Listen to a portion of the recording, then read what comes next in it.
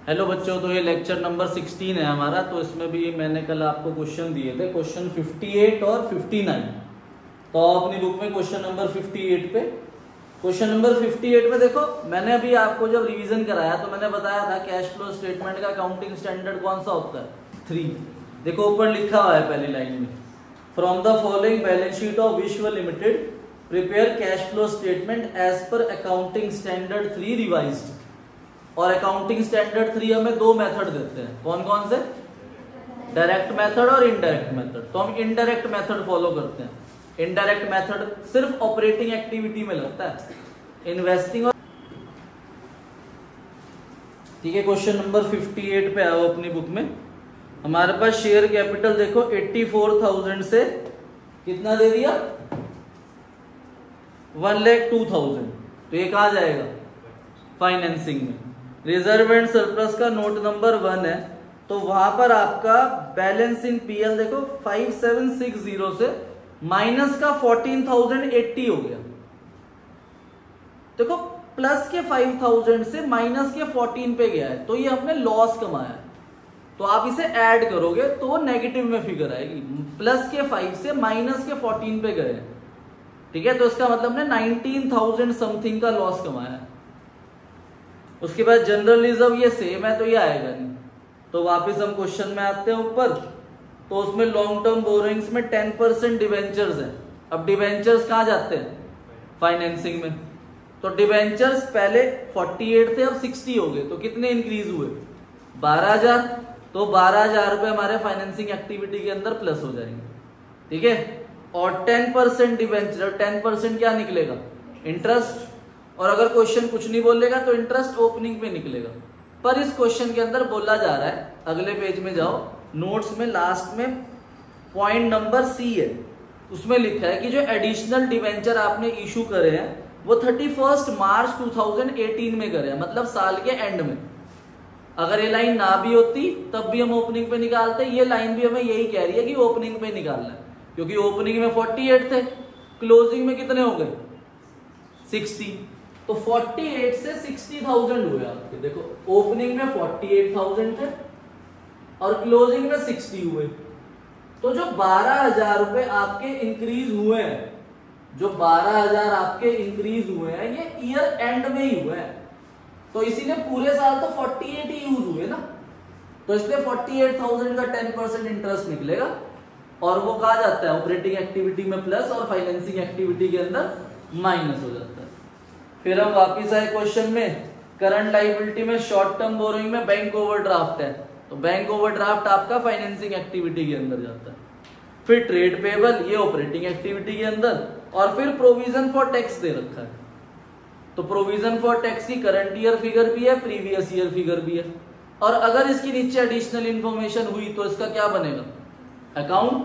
तो इसके नीचे एडिशनल इंफॉर्मेशन है, पहला पॉइंट ही दे रखा है, tax paid during the year. तो प्रोविजन फॉर टैक्स अकाउंट बनाओ और उसमें provision for tax made calculate करो अपने आप,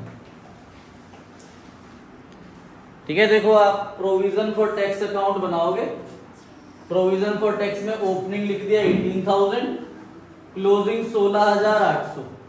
और हमें नीचे फर्स्ट पॉइंट में टैक्स पेड दे रखा है 14,400। तो हमने यहां पर टैक्स पेड 14,400 रखा।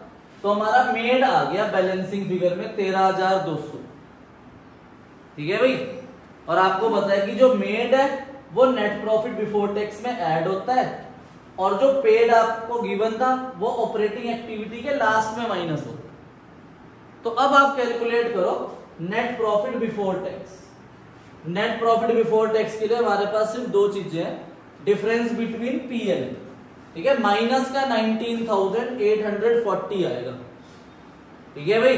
और provision for tax made add कर देंगे 13,200, तो 6,640 माइनस का आएगा आपका, क्योंकि हमें transfer to general reserve given नहीं है, वो सेम फिगर। आई बात समझ में। तो वापस क्वेश्चन को रीड करते हैं। अब हमारे पास प्रॉपर्टी प्लांट एंड इक्विपमेंट में नोट नंबर 2 है। तो नोट नंबर 2 को ना ध्यान से पढ़ो, वहां पर लिखा हुआ है लैंड एंड बिल्डिंग 97,200 से 96,000 हो गई। अब लैंड एंड बिल्डिंग एक एसेट है, और अगर इसकी नीचे इंफॉर्मेशन हुई तो मुझे इसका अकाउंट बनाना पड़ेगा। अब नीचे इसकी कोई इंफॉर्मेशन नहीं है। अब वैल्यू ना बड़ी स्लाइटली सी कम हो रही है। अगर स्लाइटली सी कम होती है तो वो डेप्रिसिएशन हो सकता है। ठीक है भाई, तो ये 97,200 से जो 96,000 हुई है, ये 1,200 रुपए मेरा डेप्रिसिएशन है। याद रखना, ये डेप्रिसिएशन आपका ऑपरेटिंग एक्टिविटी में ऐड होगा। फिर दूसरी चीज प्लांट एंड मशीनरी दे रखी है, ओपनिंग 34,800 और क्लोजिंग 22,800। अगर इसकी भी नीचे इंफॉर्मेशन नहीं होगी तो इसे भी हम डेप्रिसिएशन मान सकते हैं या सेल मान सकते हैं, पर इसकी नीचे इंफॉर्मेशन है। देखो उन्होंने दे रखा है डेप्रिसिएशन ऑन प्लांट चार्ज 14,400, तो 14,400 डेप्रिसिएशन दे रखा है हमें। तो अब हम प्लांट एंड मशीनरी अकाउंट बनाएंगे। ओपनिंग फिगर लिख दी 34,800, क्लोजिंग फिगर रख दी 22,800 और डेप्रिसिएशन है 14,400। तो परचेज आ गई बैलेंसिंग फिगर में 2,400। डेप्रिसिएशन आपका ऑपरेटिंग एक्टिविटी में ऐड होता है, परचेज आपका इन्वेस्टिंग एक्टिविटी में माइनस होता है। एक एडिशनल इंफॉर्मेशन हो रहा है हमारे पास, डिबेंचर्स की डेट दे रखी है तो उसका कोई यूज है नहीं। 48,000 का 10% 4,800 आया हमारा और वो ऑपरेटिंग एक्टिविटी में ऐड और फाइनेंसिंग एक्टिविटी के अंदर माइनस हो जाएगा। तो ये तीनों वर्किंग नोट करो। उसके बाद फिर हम कैश फ्लो स्टेटमेंट का फॉर्मेट बनाएंगे। अब कैश फ्लो स्टेटमेंट का फॉर्मेट बनाओ और ये जितनी भी इंफॉर्मेशन है ऑपरेटिंग की, ये सबसे पहले हम वहां रखेंगे। तो कैश फ्लो स्टेटमेंट का फॉर्मेट बनाएंगे। सबसे ऊपर लिखेंगे cash flow from operating activity में नेट प्रॉफिट बिफोर टैक्स आ जाएगा 6640 माइनस का। आप यहाँ नेट लॉस लिखोगे, ठीक है, नेट लॉस क्योंकि नेगेटिव है। उसके बाद adjustment of non cash and non operating items, फिर आप वर्किंग नोट देखोगे तो सबसे पहले डेप्रिसिएशन है हमारा 14,400 depreciation on plant and machinery. एक लैंड एंड बिल्डिंग पे भी डेप्रिसिएशन लग रहा है 1,200 रुपए, तो dep on land and building आ जाएगा 1,200। और एक ये हमने इंटरेस्ट कैलकुलेट करा था डिवेंचर्स का, तो इंटरेस्ट ऑन डिवेंचर 4,800, ये भी प्लस हो जाएगा। तो इन तीनों को प्लस करके इसको उसमें से माइनस करेंगे तो operating profit before working capital changes 13,760 आएगा। अब इसके बाद क्या एडिंग आती है, operating profit before working capital changes के बाद add decrease in current asset and increase in current liability, और दो लाइनें छोड़ के लिख दो less increase in current asset and decrease in current liability. अब वो करंट एसेट करंट लायबिलिटी हमें देखनी है।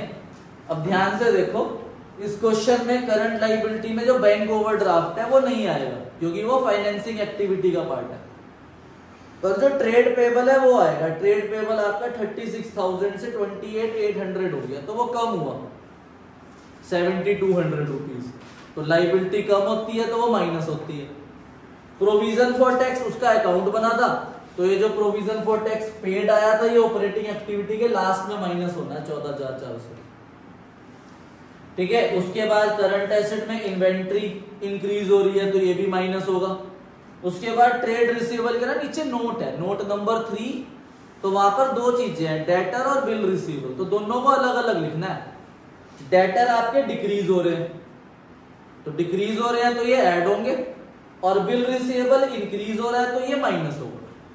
तो इसके नोट करने के बाद आप ये लिखोगे adding add decrease in current asset and increase in current liability, तो उसमें डेटर्स ही ऐड होंगे 4,800 रुपीज, और लेस में increase in current asset and decrease in current liability. क्या हुआ बेटा, नेल पेंट उतर गया आपका, नपुन होगा है Tanish.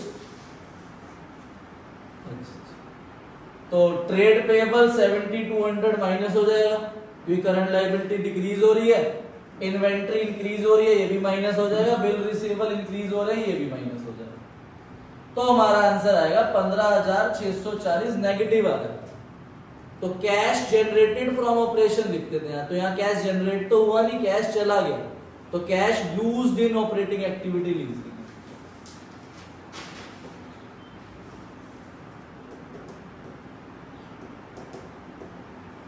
Cash use in operating activity. फिर हम प्रोविजन फॉर टैक्स पेड, जो हमने प्रोविजन फॉर टैक्स अकाउंट बनाया था अभी यहाँ पर पीछे, उसमें जो 14,400 था वो यहाँ पर माइनस हो जाएगा, प्रोविजन फॉर टैक्स पेड।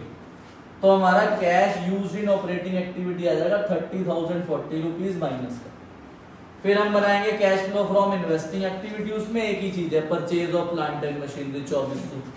तो यहाँ पर भी लिखते हैं cash used in investing activity 2400 minus का, ठीक है। उसके बाद cash flow from financing activity, share capital लिख देंगे 18,000, 10% डिबेंचर्स इंक्रीज हो रहे हैं वो आ जाएगा, इंटरेस्ट पेड 4800 जो ऑपरेटिंग में ऐड हुआ था वो फाइनेंसिंग में माइनस होगा, और एक बैंक ओवरड्राफ्ट भी आपका 5,000 से इंक्रीज हो रहा है 30,200। तो अब इन तीनों को प्लस माइनस करेंगे तो माइनस का आ रहा है 2,240। तो देखो कैश एंड कैश इक्विवेलेंट का डिफरेंस भी कम हो रहा है, 2,240 रुपीज ओपनिंग से क्लोजिंग कम हो गया।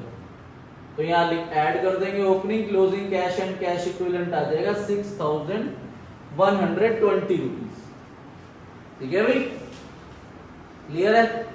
अब आओ क्वेश्चन नंबर 59 पे। 59 में आया किसी का आंसर ऑपरेटिंग का या इन्वेस्टिंग का या फाइनेंसिंग का? आया? बताओ जनीश, उतर गई नेल पेंट आपकी? अच्छा, नेल पेंट नहीं लगा रहे थे, क्या हो गया था आपकी उंगली में? पटाखा लग गया था? अच्छा,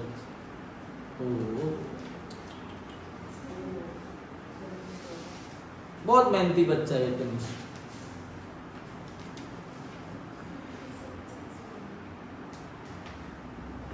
अब बेटा क्वेश्चन नंबर 59 में देखो, सबसे पहले हमारे पास शेयर कैपिटल दे रखा है 4 लाख से 4,50,000 हो गया। कहां जाएगा शेयर कैपिटल? फाइनेंसिंग में। फिर रिजर्व एंड सरप्लस दे रखा है, देखो माइनस के 20 से प्लस का 1,06,000 हुआ, तो कितना लिखेंगे डिफरेंस बिटवीन पीएल? 1,26,000 प्लस का। फिर हमारे पास लॉन्ग टर्म बोरोइंग्स में 15% डिवेंचर है, और अगर वो 15% इंटरेस्ट के लिए क्वेश्चन कुछ नहीं कहेगा तो मैं किस पे लगाऊंगा 15%?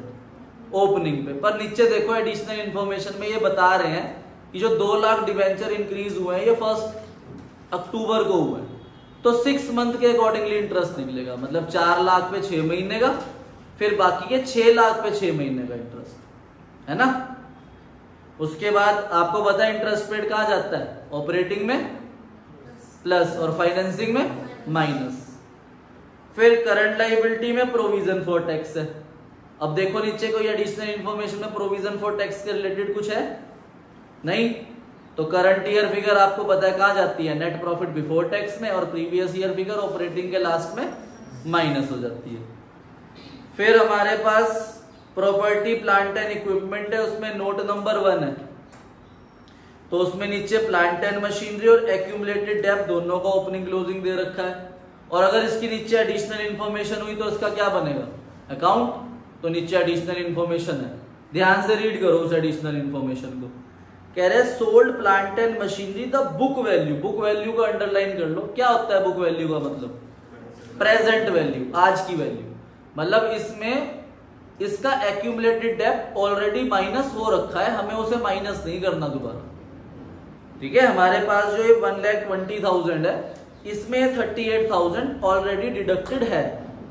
120 को मैंने 50 में सेल करा, तो 70,000 रुपीज का लॉस हुआ, और दोनों अकाउंट बनेंगे तो ये 38,000 ट्रांसफर होगा, दोनों जगह आएगा। प्लांट एंड मशीनरी क्रेडिट में बाय एक्यूमुलेटेड डेब्ट, और एक्यूमुलेटेड डेब्ट के अकाउंट के डेबिट में to plant and machinery account. तो एक्यूमुलेटेड डेब्ट अकाउंट के अंदर हमारा करंट ईयर डेब्ट निकलेगा बैलेंसिंग फिगर में, और प्लांट एंड मशीनरी अकाउंट के अंदर हमारी परचेज निकलेगी बैलेंसिंग फिगर में। और जब आप प्लांट एंड मशीनरी बनाओगे ना तो वो मैच हो जाएगा, तो इसका मतलब उसमें परचेज की वैल्यू निकलेगी नहीं, दोनों तरफ 9 लाख 9 लाख मैच हो जाएगा पहले, ठीक है भाई। तो करते हैं, सबसे पहले आप इसमें वही निकाल लो, नेट प्रॉफिट बिफोर टैक्स। 2 चीजें हैं बस उसमें। तो सबसे पहले हमारा calculation of net profit before tax आ जाएगा। एक तो transfer to reserve and surplus है 1,26,000, और provision for tax current year है 50,000, तो 1,76,000 रुपीज हमारा नेट प्रॉफिट बिफोर टैक्स आ गया, ठीक है भाई। फिर उसके बाद इंटरेस्ट निकाल लेंगे 15% डिवेंचर पे 6 मंथ के अकॉर्डिंगली, तो वो 75,000 रुपीज आएगा ऑपरेटिंग एक्टिविटी में ऐड और फाइनेंसिंग एक्टिविटी के अंदर माइनस। फिर एडिशनल इंफॉर्मेशन सेकंड हमें कह रही है कि आपको प्लांट एंड मशीनरी अकाउंट बनाना है और एक्यूमुलेटेड डेट अकाउंट भी बनाना है। तो प्लांट एंड मशीनरी का ओपनिंग रखा 9 लाख, क्लोजिंग रखा 7,42,000, 50,000 में सेल करा था ना, तो बाय बैंक आ जाएगा 50,000, लॉस हो जाएगा 170, और जो 38,000 डेप है वो यहां से यहां ट्रांसफर होगा दोनों जगह। तो यहां पर आपका डेप आ गया बैलेंसिंग फिगर, और ये डेप आपका कहां जाएगा ऑपरेटिंग एक्टिविटी में ऐड, ये सेल कहां जाएगा इन्वेस्टिंग एक्टिविटी में ऐड, लॉस कहां जाएगा ऑपरेटिंग एक्टिविटी में ऐड। तो इधर का सम भी 9 लाख आ गया, इधर भी 9 लाख है, तो परचेज निकलेगी नहीं इस क्वेश्चन के अंदर। ठीक है, तो छोटा सा ऑपरेटिंग एक्टिविटी बनना है इसका। एक करंट इन्वेस्टमेंट इसके अंदर दे रखी है, अब वो करंट इन्वेस्टमेंट हमारा कैश एंड कैश इक्विवेलेंट होता है, पर तो आंसर में आना चाहिए, पर ये कैश एंड कैश इक्विवेलेंट में करंट इन्वेस्टमेंट को नहीं ले रहे, करंट इन्वेस्टमेंट का इंक्रीज ऑपरेटिंग में ही माइनस कर रहे हैं। देखो कैसे, करो क्वेश्चन अपनी कॉपी में। यहां मैं सिर्फ ऑपरेटिंग एक्टिविटी बना रहा हूं, cash flow from operating activity. तो नेट प्रॉफिट बिफोर टैक्स रख देंगे हम 1,76,000। फिर एडजस्टमेंट ऑफ नॉन कैश और नॉन ऑपरेटिंग आइटम्स में हमारे पास इंटरेस्ट पेड है, तो इंटरेस्ट पेड आएगा आपके पास 75,000 प्लस। ठीक है, लॉस आ जाएगा आपके पास 70,000 प्लस, डेप्रिसिएशन आ जाएगा आपके पास 1 लाख रुपीस प्लस,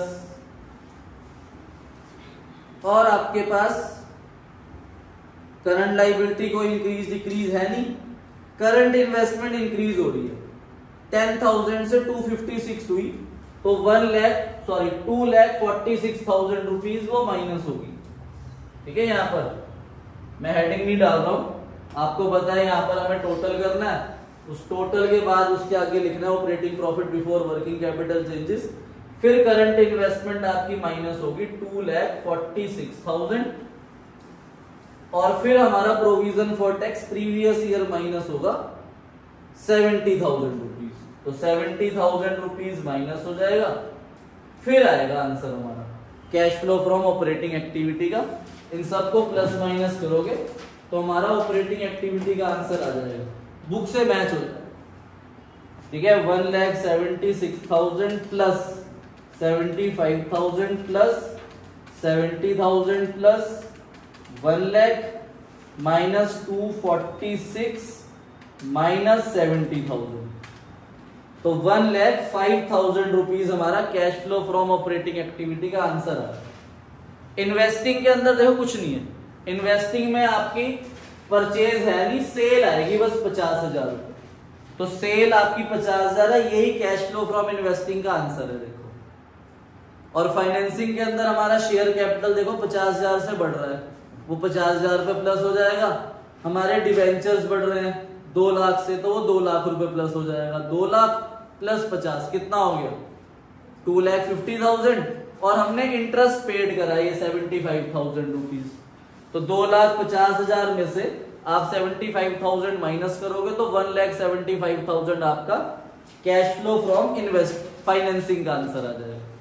फिर जब आप इन तीनों को प्लस करोगे तो कैश और बैंक का डिफरेंस लोगे, बस कैश और बैंक का डिफरेंस जो है वो ही मैच होगा। तो इसलिए इस क्वेश्चन के अंदर करंट इन्वेस्टमेंट को करंट एसेट के इंक्रीज में ऑपरेटिंग एक्टिविटी के अंदर माइनस करा हुआ है, जो कि मेरे अकॉर्डिंगली गलत है, क्योंकि वो कैश एंड कैश इक्विवेलेंट का पार्ट होती है, तो वो आंसर का पार्ट है। और मैंने आपको पेज नंबर 6.5 में कैश एंड कैश इक्विवेलेंट के नाम भी दिखा दिए। ठीक है भाई, तो अपना होमवर्क लिखो। होमवर्क में आपको करनी है इलस्ट्रेशन क्वेश्चन नंबर 56, 57 एंड 55, 56, 57। आज हमने 2 क्वेश्चन करे ना, 58 और 59। इलस्ट्रेशन दी थी मैंने आपको होमवर्क में, उसमें कोई डाउट है तो बता देना भाई, कल हम इलस्ट्रेशन के सारे डाउट ले लेंगे और इस चैप्टर को खत्म कर देंगे।